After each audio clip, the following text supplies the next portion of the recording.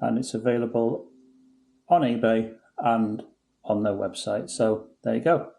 Nice job. So 7/3, thumbs up, cheers, and I'll see you later.